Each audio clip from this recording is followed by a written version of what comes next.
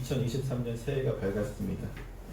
아까 광고 때도 잠깐 얘기했지만 올 한 해는 우리가 예배자로 살 수 있도록 제가 목회 계획을 삼았습니다. 예배자로 산다는 건 어떤 것일까요? 그냥 단순히 주일날 와서 예배를 잘 드리는 게 예배자의 삶일까요? 아니면 그것을 넘어서서 우리의 모든 삶이 하나님께 예배로서 드려지는 것이 예배자의 삶일까요? 마땅히 두 번째이겠죠.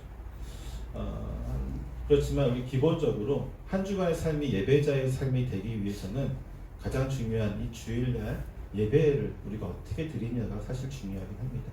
이 예배를 드림으로 인해서 한 주간의 삶이 예배자로서의 삶이 될 수 있느냐, 아니면 한 주간의 삶도 그냥 살아가는, 그저 살아가는 그런 삶이 될 수 있냐가 바로 어떤 그 키워드, 가장 중요한 포인트가 바로 이 주일날 우리가 예배드리는 이 시간이 될 수 있다고 생각이 되어집니다.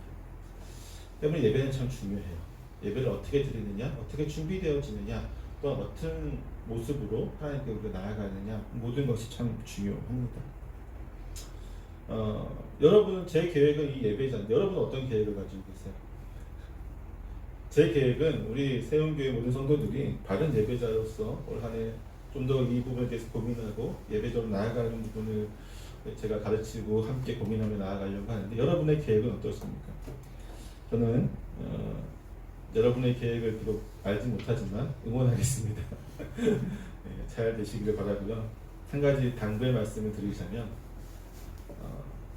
하나님이 참 인정할 만한 욕심을 좀 부려줬으면 좋겠어요. 하나님이 인정하고 하나님이 응원해주고 하나님이 인치실 만한 그러한 소망으로 소망을 품었을 때 참 기쁨과 우리 안의 기쁨과 또 주 안에서의 기쁨과 행복이 함께 나올 수 있다고 생각이 되어집니다.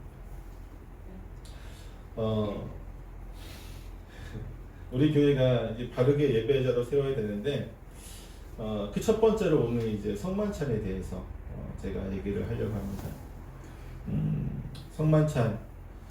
성만찬이 왜 중요할까요? 성만찬이 중요한 이유는요, 사실 예배에서 가장 중요한 게 이 성만찬이기 때문이에요. 전통적으로. 때문에 오늘 설교를 통해서, 그리고 제가 각 분기별로 계속 우리가 성만찬 할 때마다 성만찬 설교를 하잖아요. 그 설교를 통해서 우리가 성만찬에 대한 바른 이해를 세우는 게 제 목표고요. 그 다음에 두 번째는 예배를 좀 바르게 이해했으면 좋겠어요. 예배를 자꾸 혼용하고 이상하게 생각하고 자꾸 외적인 것으로 우리 예배의 모습을 꾸미려고 하는 부분들이 참 많아서 예배를 바르게 이해하고요. 그다음에 모든 성도가 온 마음과 정성을 다해서 예배를 드리는 것, 이 세 가지를 목표로 삼았습니다.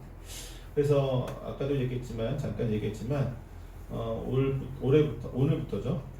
이번 주부터 우리가 일단은 한 2주 동안, 2개월 동안 웨스트민스터 예배 모범을 가지고 같이 공부를 다 모든 성도가 같이 할 거예요. 웨스트민스터 예배 모범을 가지고 우리 주일학교부터 우리 모든 성인들까지 저와 만나서 예배를 드릴 겁니다. 시간이 안 되시는 분들은 줌으로라도 할 거예요. 그러니까 모든 성도가 다 할 거니까. 그래서 작년까지는 우리가 수요예배 때 이걸 했잖아요, 그렇죠? 수요예배 때 하니까 안 오시는 분들은 몰라요. 오시는 분들은 계속 공부를 하고 더 발전돼 나가고 더 많은 것을 하나님께서 나아갈 수 있지만, 안 돼서 제가 이제 찾아가는 서비스를 할 거니까 우리 모든 성도가 다 한 주간에 다 같이 하나를 공부할 수 있도록 그렇게 하면 좋겠습니다. 자, 그래서 이제 오늘은 이제 성만찬에 대해서 제가 성만찬과 주일과 성만찬 어떤 관계가 있는가에 대해서 우리가 말씀을 나누고 또 같이 말씀 이후에 성만찬을 나눠보려고 합니다. 유대인들에게 있어서 절대적인 날은 언제죠? 안식일이죠, 안식일. 토요일이기도 하죠. 토요일 안식일. 유대인에게서 이 안식일은 절대적인 하나님의 날입니다. 안식일을 기억하여 거룩하게 지키라고 하는 이 하나님의 말씀을 절대적이며 불변하는 명령으로 그들은 받아들이고 있기 때문이에요. 그들은 이 날을 거룩하게 지키라는 명령을 온전하게, 하나님 어떻게 지키라고 했다고요? 거룩하게, 이 날을 기억해서, 굳이 기억해서 거룩하게 지키라고 하는 이 말을 온전하게 지키기 위해서요, 세부적인 항목들을 참 많이 만들었어요. 주일날 할 수 있는 몇 가지 일, 정말 소수 몇 가지 일을 정해놓고요, 하지 말아야 될 수많은 일들을 정했어요. 심지어는 그날 걸을 수 있는 거리까지 정해놨어요. 그렇죠? 어디 이상 걸으면 안 돼요. 무슨 일을 하고도 안 되고 무슨 일을 해도 안 되고 뭐 해도 안 되고. 왜? 이렇게 해야지 우리가 하나님께 거룩하게 이 날을 안식일을 지킬 수 있다라고 그들이 생각했기 때문입니다. 이 수많은 규칙들을 정하면서 더욱 안식일을 거룩한 날로 만들고 있었던 것이죠. 때문에 아무리 예수님의 죽음이 힘들고 괴롭고 슬픔 속에 있던 제자들과 여인들이라고 할지라도 당장 어떤 행동을 할 수 없었습니다. 왜냐하면 예수님이 십자가에 달려 돌아가시고 그분을 무덤에 두었을 때는 이미 안식일이 거의 다가왔기 때문입니다. 누가복음 23장 57절에 보면요, 이미 안식일이 직전이었다라고 얘기하고 있거든요. 그러니까 금요일날 예수님이 오전 9시죠. 십자가에 달리시고 12시쯤에 돌아가시고 또 그 후에 그분을 내려가지고 또 안장하고 해가지고 무덤에 딱 넣고 보니까 벌써 해가지고 이제 안식일이 시작할 때가 된 거예요. 그래서 더 이상 아무것도 할 수 없었죠. 유대인들이었으니까요. 그래서 그들은 어쩔 수 없이 율법에 나온 그대로 안식일을 온전히 쉽니다. 그리고서 안식일이 지나고 그 다음 날이 되어서야 그들이 해고자 했던, 그들이 예수님 앞에서 하고자 했었던 일들을 행할 수 있었던 것이죠. 먼저 여인들은 예수님의 시신을 좀 더 온전히 보존하기 위해서 향품들을 가지고 무덤으로 향했습니다. 하지만 그들은 예수님을 봤어요? 못 봤어요? 못 봤어요. 그 자리에서 바로 보지는 못했습니다. 예수님을 보지 못하고 무덤에 돌이 옮겨진 것을 보고 놀라죠. 그리고 그곳에 있는 천사들에 의해서 예수님께서 부활하셨다는, 다시 살아나셨다고 하는 이 놀라운 소식을 접하게 됩니다. 이후에 예수님께서는 막달라 마리아에게 나타나시고요. 또한 그분은 무덤에 갔었던 여인들에게 나타나셔서 본인이 직접 이렇게 육체가 부활했다는 사실을 보여주십니다. 그럴 수밖에 없는 것이요. 움직일 수 없었던 안식일이 지나고 가장 먼저 주님께 달려갔던 이들이 바로 이 여인들이었기 때문입니다. 근데 어떻게 보면은 한국교회도 마찬가지죠. 한국교회 부흥도 사실 여인들 때문에 이루어진 부분들이 많이 있거든요. 정말 예수님을 사랑했던 이 여인들이 그 사랑하는 마음을 가장 먼저 달려갔기 때문에 부활하신 주님을 가장 먼저 만나는 그 영광을 차지하게 되었습니다. 이후에 예수님은요, 부활하시고 안식 후 첫날인 이날에 엠마오로 내려가고 있던 두 제자에게 나타나셔서 본인이 부활하셨음을 알리시고, 또 마지막으로는 예수님의 부활 소식을 듣고 모인 이 제자들, 여인들로부터 소식을 듣고, 이 엠마오로 가던 두 제자들로부터 예수님 부활했다고 하는 소식을 들었던 제자들이 다 모이죠. 다 모였던 그곳에 예수님이 짠 하고 나타나시죠. 물론 도마는 빼고 모였습니다. 도마는 모이지 않았죠. 그곳에서 나타나시면서 그들에게 평강이 있을지어다 라고 말씀해 주시면서 그들에게 평화를 주십니다. 부활하신 예수님과의 첫 만남이 이루어진 이날이 언제일까요? 안식 후 첫날이에요. 바로 오늘이죠. 주님의 날입니다. 주님의 날이고, 우리는 줄여서 뭐라고 얘기해요? 주일이라고 얘기를 하죠. 그래서 그리스도인들은요, 일요일이라고 하지 않아요. 그렇죠? 주일이라고 얘기를 합니다. 왜 그래요? 일요일은 태양신을 섬기던 그 로마의 그 법이 그 태양력이죠. 그게 남아 있어서 그 날로 부르는 게 일요일이고요. 우리는 태양신을 섬기지 않잖아요. 그렇죠? 때문에 우리는 그날을 주일이다라고 부르죠. 오늘 본문도 그 주간의 첫날, 즉 주님의 날에 성도들이 모인 것을 볼 수 있어요. 그들은 왜 그날에 모였던 것일까요? 심지어 이날은 여러분 쉬는 날도 아니었습니다. 지금은 우리가 쉬는 날이잖아요. 물론 안타깝게도 주일임에도 불구하고 일하시는 분들이 계세요. 오늘도 우리 성도들 못 나오신 분 계시죠? 일한다고. 안타깝죠. 안타깝지만 하여튼 이때는 그래도 우리가 공식적으로는 주일이 일요일이 쉬는 날이잖아요. 빨간 날이잖아요. 근데 이 로마 시대 때 이 당시에는 이 날이 쉬는 날이 아니었어요. 그렇죠? 그들은 주님의 날에 모이기 위해서요, 해가 떠 있는 동안에는 땀을 흘리면서 노동을 해야만 했습니다. 그럼에도 불구하고 그들은 지친 몸을 이끌고 교회로 모여들었던 거예요. 무엇을 위해서입니까? 바로 우리에게 평강을 주시는 부활하신 주님을 만나기 위해서. 심지어 이날 우리가 읽진 않았지만 사도행전 20장 7절만 읽었지만 뒷부분에서 보면은 말씀에 계속되니까 유두보라고 하는 청년은 어떻게 돼요? 너무 피곤한 나머지 깨어있고 싶어서 눈을 뜨고 싶어서 그렇게 노력했지만 결국 하루 종일 일했던 것이 얼마나 피곤하겠어요. 그렇죠? 난간에서 떨어져서 목이 꺾여 죽고 말죠. 물론 기적적인 역사로 그가 다시 살아나긴 하지만 바울의 기도로 그가 살아나긴 하지만 그만큼 주일의 날, 주님의 날, 이 주일에 모이기 위해서 그 당시 성도들은 정말 많은 것을 희생해야만 했습니다. 많은 것을 희생해야만 했고 피곤한 몸을 이끌고 모였다는 것이죠. 바로 이 부활하신 주님을 만나는 것입니다. 왜냐하면 그분이 우리에게 참된 평안을 주시기 때문입니다. 안식 후 첫날에 제자들과 여인들을 만나 주셨던 바로 그 주님을 만나기 위해서 성도들은 이날을 기념하여 주님의 날로 선포하고 함께 모여서 예배를 드렸던 것입니다. 그 주님의 날을 만나는 것이, 주님을 만나는 것이 너무도 기쁘고 즐거운 일이었기 때문에 아무리 지치고 힘든 몸이라고 할지라도 그들은 모일 수밖에 없어요. 몸이 지치고 몸이 힘들고 정신적인 스트레스가 있다고 할지라도 주님의 날에 모여서 주님을 만나는 것 자체가 그들에게는 기쁨이었기 때문입니다. 바로 이 주님을, 또한 부활한 주님을 만나는 것은 여러분 기쁨이에요. 여러분 사복음서를 다 읽어보세요. 예수님을 부활하셨을 때 여인들도 그랬고요, 제자들도 그랬고요, 기뻐했어요. 첫 번째 반응은요, 기뻐함이었어요.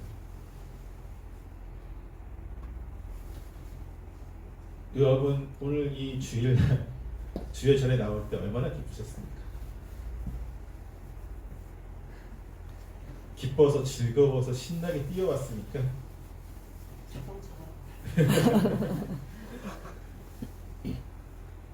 초대교회 성도들은요 그랬어요. 하루 종일 일하고, 여러분 지금 여러분 일하는 거랑 이 당시에 성도들이 일했던 거랑 비교하지 마세요. 지금은 인권이니 뭐니 해서 굉장히 수준 높은 우리 보호를 받고 있습니다. 우리는 뭐 개인적으로 불만이 많을 수 있죠. 우리 회사는 어떻다 저렇다 해서 뭐 내가 일하는 것은 힘들다 어렵다 뭐 개인적인 어떤 차이는 있을 수 있겠지만 이 당시 AD 그쵸? 1세기잖아요. 1세기의 인권은 어땠을까요? 특히나 로마 시민권이 없는 사람들에게 인권은 거의 존재하지 않습니다. 여러분. 그 당시에 하루 종일 일했다는 것은 우리처럼 8시간 일하고 뭐 중간에 쉬는 시간 보장해주고 이거 없어요. 하루 12시간도 넘게 일해요. 그러고 와서 신나게 왔어요. 왜? 주님을 만나니까요. 이것보다 더 기쁘고 즐거운 일이 없으니까. 주님을 만날 때 그 주님을 통해서 내 안에 모든 것이 다 회복되어진다고 믿어요. 내 안에 기쁨이 있어요. 기쁨으로 이날을 기억하며 즐거운 마음으로 교회에 나갔던 그들을 우리는 좀 생각할 필요가 있습니다. 그날에 모인 이유가 뭘까요, 여러분? 이날에 모인 이유는요, 바로 성만찬을 하기 위해서였어요. 여기가 지금 어디냐면 드로아라고 하는 곳이거든요. 드로아의 성도들이요, 주님의 날에 모인 이유는 그들이 성만찬을 하기 위해서였어요. 7절에 보면 이렇게 나오죠. 그 주간의 첫날에 우리가 떡을 떼려 하여 모였더니, 이 떡을 뗀다고 하는 표현이 바로 성만찬을 했다고 하는 것입니다. 왜냐하면요, 성만찬은 부활하신 주님과의 특별한 만남을 이루어주는 예식이기 때문이에요. 예배의 모든 요소가 우리가 부활하신 주님을 만나고 하나님을 만나는 것이긴 하지만 특별하게 성만찬은 부활하신 주님을 온전하게 우리가 체험하고 만나는 경험을 하는 예식이기 때문입니다. 지난번 제가 2달 전이죠. 성만찬 선교할 때도 말씀을 드렸었죠. 그때 제목이 뭐였냐면 그리스도와의 신비한 연합에 대해서 제가 말씀드렸어요. 그렇죠? 성만찬 때 이루어지는, 성만찬을 통해서 이루어지는 그리스도와 이 성도들 간의 어떤 신비한 연합, 그 연합에 대해서 제가 말씀을 드렸던 것을 기억하실 것입니다. 믿음으로 우리는 그리스도에게 계속해서 속하게 되잖아요. 그렇죠? 우리는 그리스도의 것이다. 바울의 고백처럼 내가 그리스도의 것이다 고백할 때에 이 그리스도의 것이라고 고백할 수 있는 배경에는 믿음이 있어요. 그렇죠? 이 믿음으로 인해서 우리는 그리스도의 것이라고 속하게 되고요. 세례를 통해서 그리스도인으로 선포된 이들에게, 즉 세례를 통해서 그리스도의 것이 된다고 우리가 얘기를 하지만 믿음으로 먼저 되는 거예요. 세례는 공포되는 것이죠. 모든 성도들 앞에서 이 사람은 그리스도인입니다. 하나님의 사람이 되었습니다. 공포하는 의미가 강합니다. 물론 세례 안에서도 은혜의 역사가 있어요. 다음에 또 설명하기로 하고요. 그렇게 선포되어진 이들에게 성만찬은 단순히 떡과 포도주를 먹고 마시는 행위를 기념하는 게 아니죠. 단순히 떡과 포도주, 우리 지금 빵을 먹지만 빵과 포도주를 먹고 마시는 기념하는 거다 이렇게 끝나는 것이 아닙니다. 예수님의 살과 피를 상징하는 떡과 포도주는요, 우리가 믿음으로 받을 때에 성령을 통해서 우리를 그리스도와 연합되게 만듭니다. 우리가 알지 못하는 방법, 놀라운 방법이지만 우리가 이성적으로, 합리적으로 어떤 과학적인 방법을 이해할 수 없는 놀라운 방법을 통해서 우리와 그리스도가 하나가 되어 연합이 되어집니다. 그를 통해서 우리는 어떻게 됩니까? 그리스도께서 2000년 전에 십자가에 달려 돌아가시면서 얻으신 그 의롭다고 하는 그 거룩함을 우리에게 주신다고 했잖아요. 연합됨을 통해서 우리에게 의가 전가되어지고, 하나님께서는 우리를 보실 때에 우리가 짓는 죄를 보시는 게 아니라 우리에게 전가되어진 예수 그리스도의 의를 보시면서 우리를 뭐라고 이야기해 주신다고요? 의인이다라고 이야기해 주십니다. 다시 한번 얘기하자면 천국에 가는 조건은 뭐라고 했어요? 구원받는 조건은 의인이라고 했잖아요. 의인. 근데 우리가 행위로 의인이 될 수가 있어요? 없어요? 없어요. 행위로 우리는 절대로 구원받지 못합니다. 행위로서는 하나님께서 우리를 보시고 나서 그 어떠한 행위를 보시고서도 우리를 의인이라고 하나님께서 말해줄 수가 없어요. 하나님 만약에 우리를 그냥 난 너를 구원해주기 위해서 의인이라고 이제부터 칭해줄게 하면 하나님은 거짓말쟁이가 되겠죠. 왜? 우리가 의인이 절대 아닌데. 그렇지만 우리가 이 성만찬을 통해서, 믿음을 통해서 예수 그리스도와 연합되어지고, 예수 그리스도께서 우리의 연합되어짐을 통해서 그분의 의가, 거룩함이 우리에게 넘어져서 전가되어질 때 하나님은 그것을 보신다. 그 의를 보세요. 그러면서 우리를, 비록 죄인이지만 우리를 의인이다, 의롭다 라고 칭하여 주시고, 우리는 뭐가 됩니까? 구원받을 자격을 얻게 되는 것이죠. 때문에 성만찬은 굉장히 중요해요.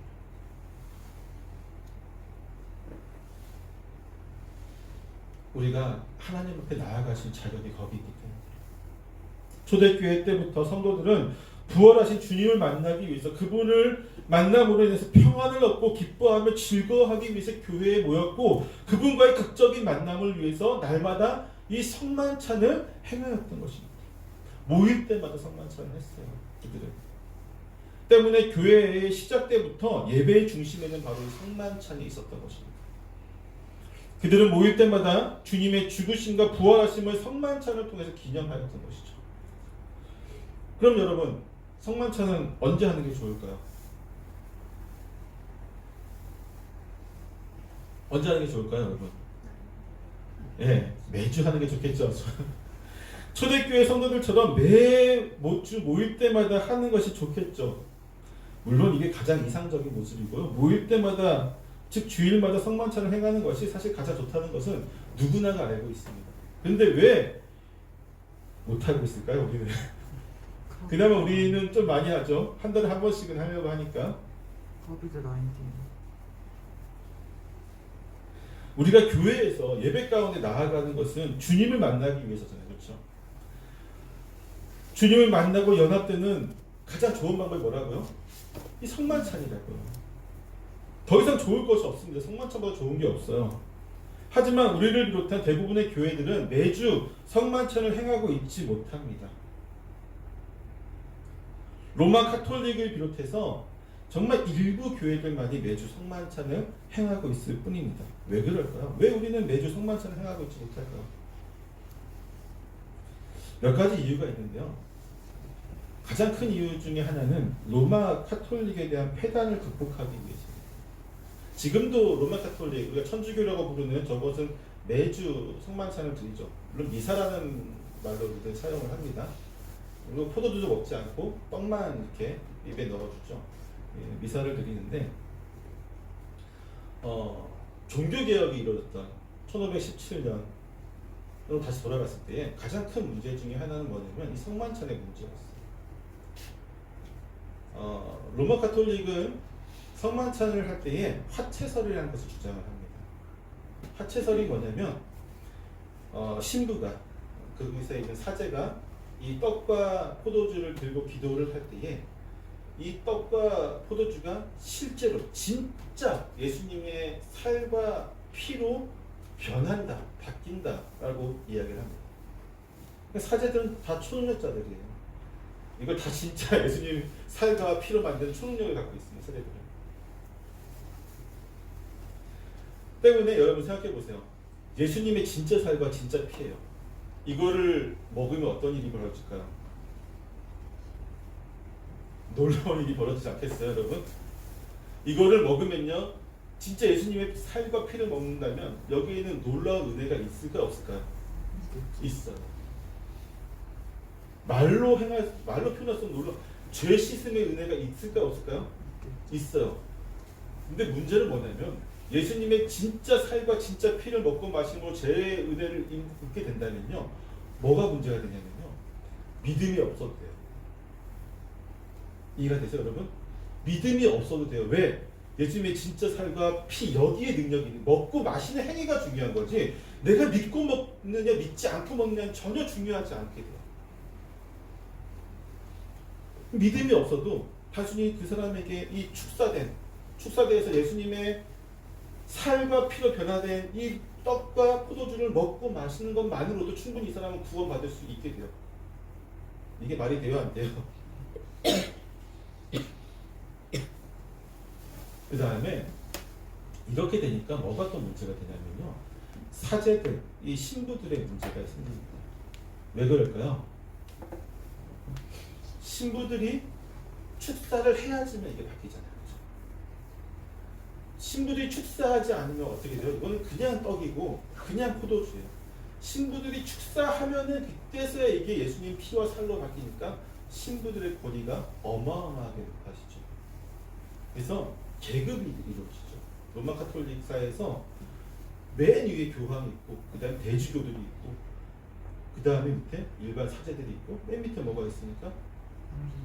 아니, 평신도가 있고, 계급 사회가 된 거죠.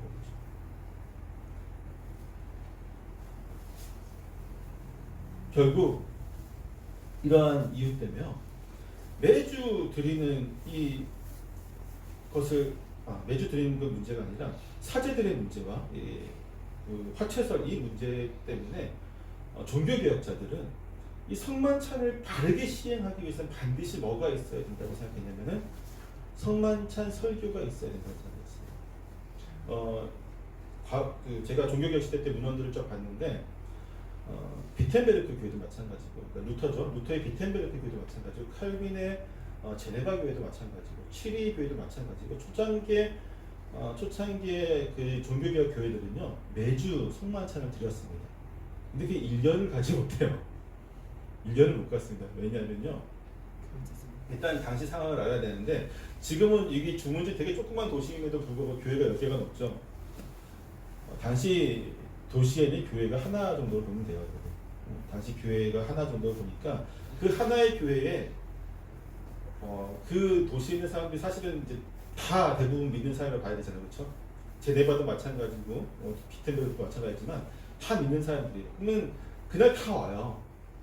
다 오면은 한 10,000명, 그렇죠? 그런 사람들이 10,000명, 20,000명, 큰 도시는 더 모이겠죠. 작은 도시는 이제 몇천 명이지만 그런 사람들이 모였어요. 마이크도 없어요, 심지어, 그렇죠?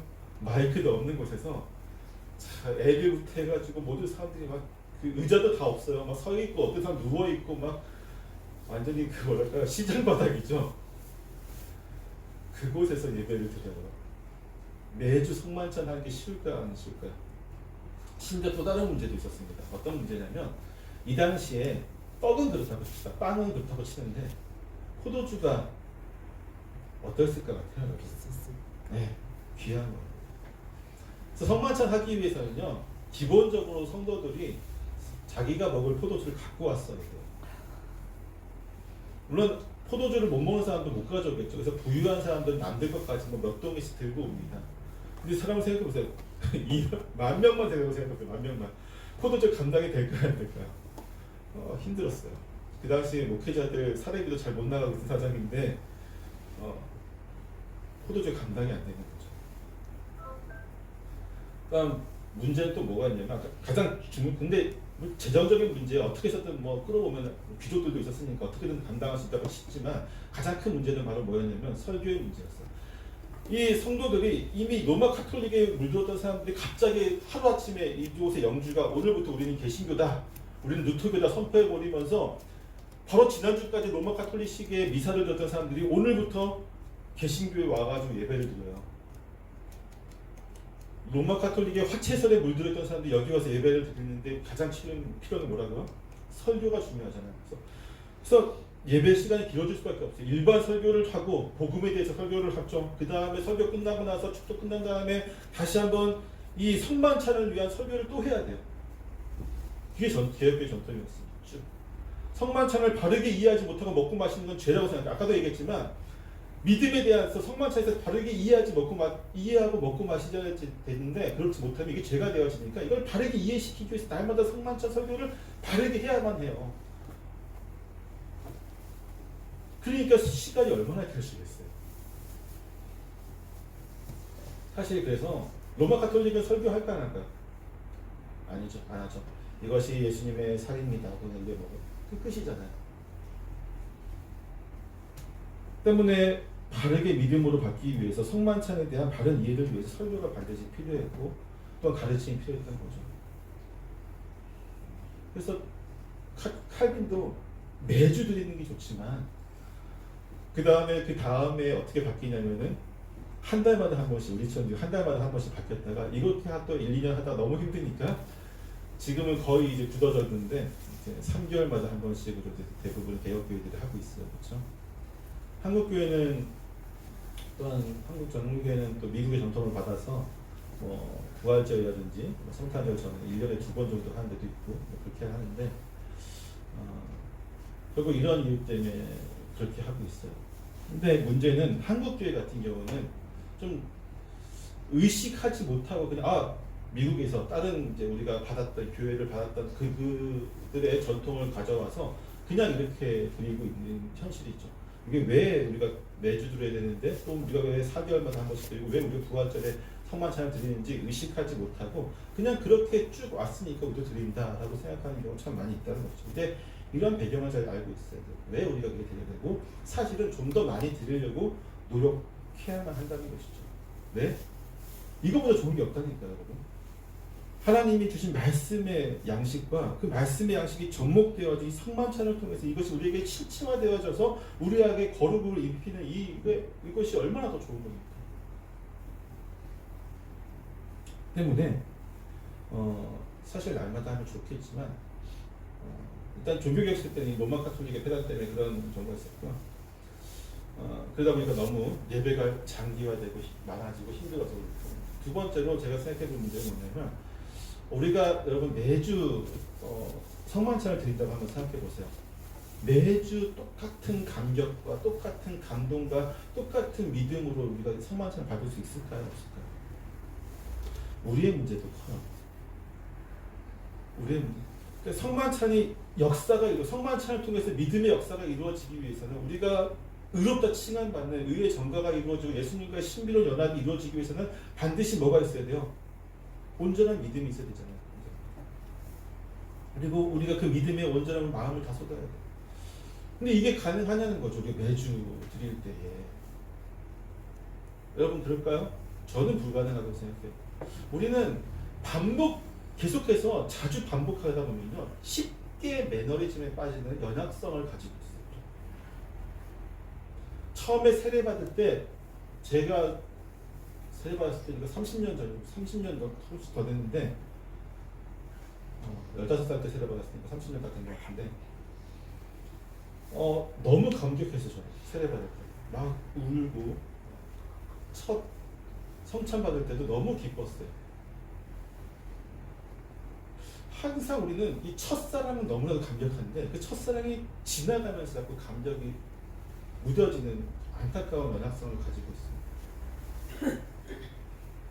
제가 몇 번 울었는데 처음에 그 세례받을 때 울었었고요. 그 다음에 군대 가서 첫 번째 예배 드렸을 때 엉엉 울었었고요.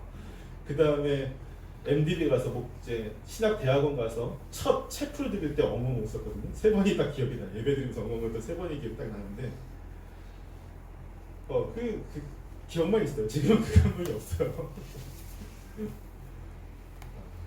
여러분 어떨지 모르겠지만 이 성만찬을 정말 중요한 거잖아요. 중요한 건데 이거를 그냥 드리면 얼마나 안타깝습니까? 내 마음의 준비도 안 돼 있고 내 마음이 어떤 이 성만찬에 합당한 마음으로 잡아지지 않은 상태에서 성만찬을 그냥 드리고 갔다? 아무 의미가 없는 행위를 한 거잖아요. 얼마나 안타까워요. 때문에 매주 드리는 것은 사실 어떻게 보면 우리에게 독이 되기도 합니다. 정말 좋은 것에도 불구하고 정말 우리가 예수님을 만나는 부활하신 주님을 만나는 가장 좋은 방법임에도 불구하고 우리에게 도구로 우리의 연약함 때문에 우리에게 도구로 되어지기도 해요. 개혁교회들 특히나 이제 화란 개혁교회 전통을 가지고 있는 교회들, 유럽의 개혁교회들이라든지 어떤 그런 개혁교회들을 제가 몇 군데 좀 봤는데 거기도 이제 성만찬을 할 거 아니에요. 근데 이제 종교개혁 시대 때 그 전통을 그대로 갖고 있는 그 교회들은 어떻게 하냐면요. 제가 지난번에 얘기했지만 장로들의 장로 직분을 가지고 있는 분이 제일 많이 해야 되는 게 뭐라고요? 기억나세요? 장로의 직분자의 주된 사역은 뭐라고요? 신방이라고 했잖아요. 장로님들이 신방이 제일 중요합니다. 남들 치리하는 게 중요한 게 행정 이거 중요한 거 아니에요. 이거는 진짜 부차적인 거고 정말 중요한 장로님들의 역할은 신방인데 개혁교회의 장로님들은 우리가 이번 주에 성만찬을 합니다라고 이제 얘기를 하면은 그 한 주간에 그 교회에 있는 모든 성도들의 집을 다 방문해서 신방을 해야 돼요. 무조건 해야 됩니다. 신방을 해서 문항수가 되게 많더라고요. 수십 가지 문항이 있는데 그 문항수에 맞게 다 질문을 하고 이렇게 응답을 받고 하면서 1차적으로 제일 먼저 누가 받는다고 했어요? 기억나세요? 목사님. 담임 목사가 신방을 받아요. 장로들한테. 담임 목사에게 신방을 받고 담임 목사가 먼저 하고 그 다음에 사모 그 다음에 담임 목사의 자녀들에게 쭉 신방을 하죠. 질문하면서 너네 아빠가 일주일 동안 성경을 얼마나 읽니? 기도 시간을 얼마나 갖고 있니? 다 물어본다고 했죠. 기억나시죠? 그런 식으로 쭉 하고 그게 저 마지막 성도들까지 전부 다 한 다음에 그 모든 성도들이 신방을 받고 신앙을 점검한 후에야 이 성만찬에 참여할 수 있어요. 신방을 받지 않으면 성만찬에 참여도 못해요. 그러니까 장로들이 얼마나 피곤할까요? 1년, 2년 이상 못해요. 2년만 하고 그만두겠습니다. 그렇게 하시는데 물론 거기는 다 임기제니까 임기제니까 가능하죠. 거기에 비해서 우리는 정말 노력을 너무나도 안 하고 성만찬을 받는 부분도 있어요. 그래서 제가 항상 성만찬 하기 일주일 전부터 제발 한 주간 동안 우리가 기도하는 가운데 믿음으로 받을 수 있도록 우리가 점검하자라고 제가 얘기하지만 제가 그렇다고 매주 여러분 찾아가서 점검하지는 않잖아요. 장로님도 없고 때문에 우리는 이 성만찬을 받을 때 정말 왜 주일날 모였었고 왜 주일날 그들이 성만찬을 했었는지 좀 기억해야 돼요. 비록 우리가 매주마다 성만찬을 하지는 못할지라도 그 마음을 우리가 그 정신을 우리가 충분히 받고 나서 나아가는 것과 그렇지 않은 게 차이가 있겠죠. 그리고 결정적으로 성만찬을 받지 않을지라도 성만찬과 같은 그 말씀이 내 주마다 가기 때문에 참 우리는 그나마 괜찮다고 생각이 되어집니다. 그리고 이제 주일날 우리 7절 다시 한번 읽어볼까요? 20절 7절 다시 한번 읽어봅시다. 시작. 그 주간의 첫날에 우리가 떡을 때려하여 모였더니 바울이 이튿날 떠나고자 하여 그들에게 강론할세 나를 밤중까지 계속하네. 자, 이날에 떡을 때려 하고 모였는데 또 뭐도 있었어요? 말씀이 있었어요. 강론이 있었죠. 바울의 강론. 물론 너무 많이 했어요. 바울이 내가 하루만 있다 가야 되니까 얼마나 하고 싶었던 얘기가 많았겠어요. 그렇죠? 너무 많이 길게 한 건 맞는데 그래서 주일날에는 바로 이 성만찬의 핵심은요. 예배 가운데 말씀이 항상 있어야 돼요. 말씀이 없는 성만찬의 폐해가 바로 로마 가톨릭과 여러 곳에 나오죠. 매너리즘이 빠지고 여러 가지들이 나오기 때문에 항상 말씀에는 강론이 필요하다라고 하는 거죠. 정성과 마음이 없는 성만찬을 드릴 수 있기 때문입니다. 우리가 주일날 주의 말씀을 들을 때에 항상 기본적인 마음은요. 부활하신 주님이 주신 말씀이죠. 부활하신 주님이 우리에게 주신 말씀이고 그 주님이 우리의 생명을 살리기 위해서 우리에게 구원을 주시기 위해서 우리로 하여금 주 앞에 나와 그분의 은혜를 입기 위해서 주신 말씀이기 때문에 그 말씀을 받는 우리들은 항상 이 성만찬을 받을 때 그 마음과 동일한 마음으로 말씀을 받아야 돼요. 믿음으로 역사하는 말씀, 믿음으로 내 안에서 정말로 은혜가 되어지는 말씀이 돼야 돼요. 그 어떤 말씀이라도요, 우리가 믿음으로 받지 않으면 은혜가 되어지지 않습니다. 여러분, 다시 한번 얘기하지만 이날 지금 모인 성도들은요, 피곤에 지친 성도들이에요. 그럼에도 누구 하나 돌아가려고 하지 않고 밤새도록 지금 바울의 강론을 듣고 있었어요. 바울이 말을 잘 전했을까요? 물론 뭐 그런 것도 있겠지만 어떤 본문들에는 바울이 말이 어눌했다라고 얘기해요. 그렇죠. 뭐 바울이 설교를 잘했는지 못했는지 잘 모르겠지만 그것을 밤새도록 듣고자 했던 것은, 피곤한 가운데 밤새도록 듣고자 했던 것은 다른 게 아니에요. 그들이 주의 말씀을 사모했기 때문이고 믿음으로 그 말씀을 받았기 때문에 그것이 모든 것이 은혜가 되어졌기 때문에. 자, 이제 말씀 마칩니다. 우리는 주의 날을 항상 기억해야 됩니다. 왜? 이 날은 주님이 어떤 날이에요? 부활하신 날입니다. 주님 부활하신 이 날을 우리가 기념하여 모였을 때에 항상 그분의 육신이 우리에게 온 것들, 그분이 어떻게 우리에게 연합되어지고 우리에게 의를 전가시켜주고 우리에게 믿음을 주시고 우리를 구원에 이르게 하셨는지를 기억하면서 비록 우리 매주마다 성만찬을 하지 못하지만 그 말씀과 기억들을 하면서 온전히 믿음 생활을 할 수 있는 저와 여러분 되시기를 축원합니다. 무엇보다도 여러분, 올 한 해 이 말씀을 붙들고 승리하시기를 축원합니다. 기도하겠습니다.